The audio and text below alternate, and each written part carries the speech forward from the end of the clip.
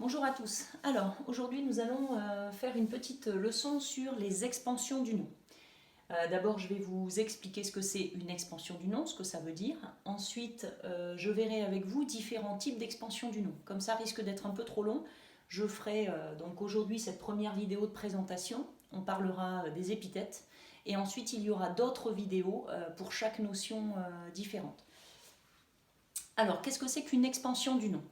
Ça veut dire qu'on part d'un nom, un nom qu'on va appeler un nom noyau, le mot principal, et ensuite on va l'étendre, on va venir l'enrichir, ajouter des précisions sur ce mot noyau.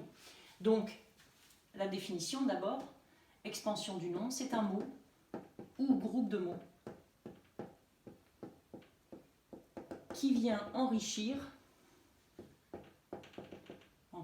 préciser, un nom. Donc ça peut être un nom commun, généralement, ou un groupe nominal, ou un pronom, puisqu'un pronom remplace un nom, donc on peut avoir une expansion du nom qui porte sur un pronom qui en remplace un autre. Alors, on va prendre un exemple tout simple.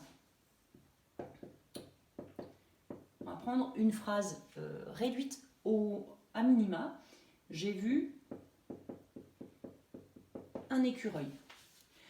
Ici, votre nom commun qui se trouve dans votre phrase, vous allez venir l'enrichir avec différentes expansions. Alors, vous pourrez dire par exemple, j'ai vu un petit écureuil.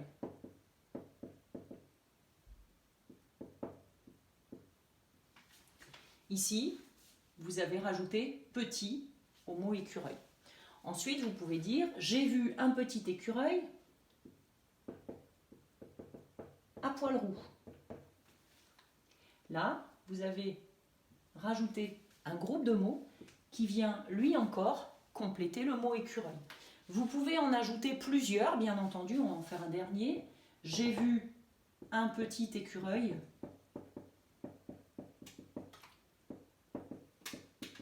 à poil roux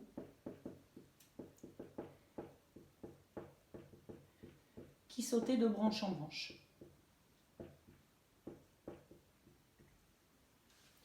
Ici, vous avez donc rajouté petit, à poil roux, et ensuite, alors attention, il faut bien les séparer, et ici, vous en avez rajouté un troisième, qui sautait de branche en branche.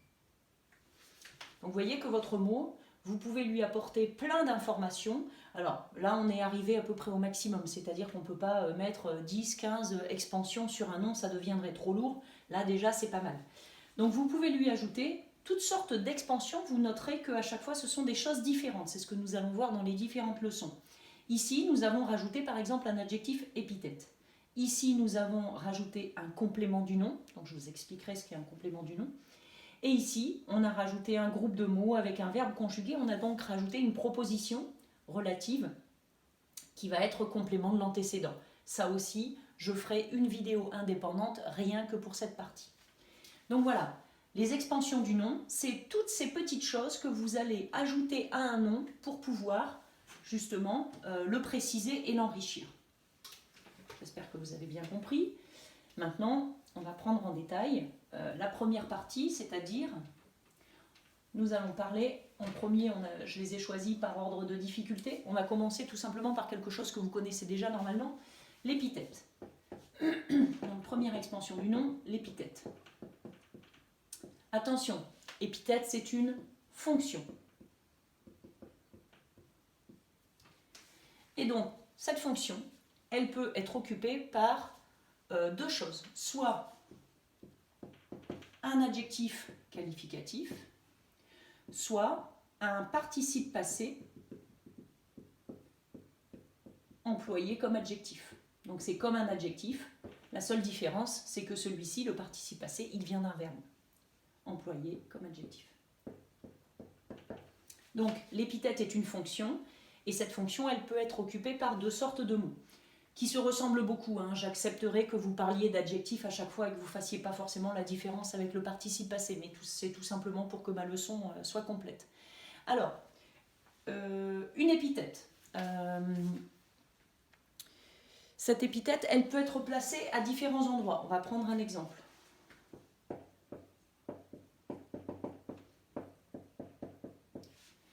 Si j'ai dans ma phrase « j'ai rencontré un gentil garçon ».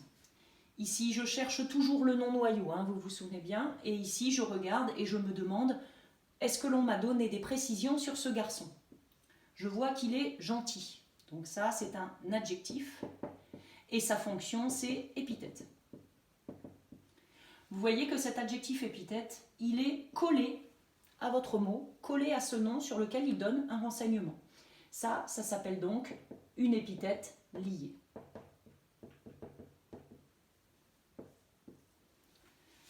Cette épithète liée, elle peut se trouver soit devant, soit derrière. D'accord ? On peut aussi avoir dans une phrase « j'ai rencontré un garçon gentil ». Alors vous voyez que dans ce cas-là, c'est beaucoup moins joli, mais je peux très bien trouver mon adjectif derrière. À ce moment-là, c'est toujours un adjectif épithète. L'épithète, elle est toujours liée puisqu'elle est collée au nom. La seule différence, c'est qu'il est placé derrière. Ensuite, on peut avoir une épithète qu'on va appeler détachée. À ce moment-là, donc je vais prendre un autre exemple.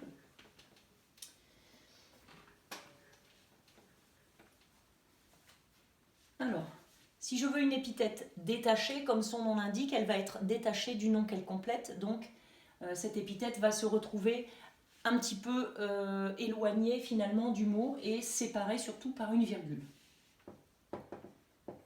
Je vous donne un exemple. Épuisé, Paul est rentré chez lui.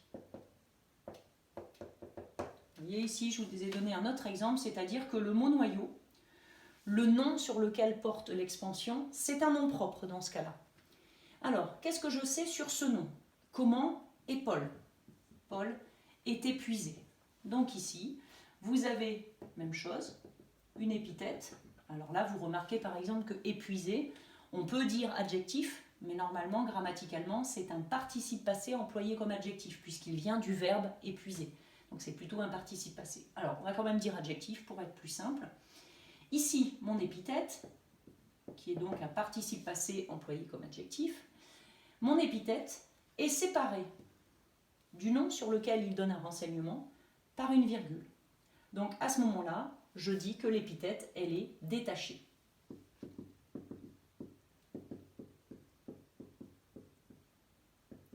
Toujours vérifier que ce qui est séparé par une virgule, donc c'est bien un adjectif et que ça porte sur un nom pour que ce soit une expansion du nom. Alors, qu'est-ce qu'il ne faut pas que j'oublie? Ah oui, surtout, vous faites attention aux accords. Si par exemple, j'ai épuisé, Pauline est rentrée chez elle.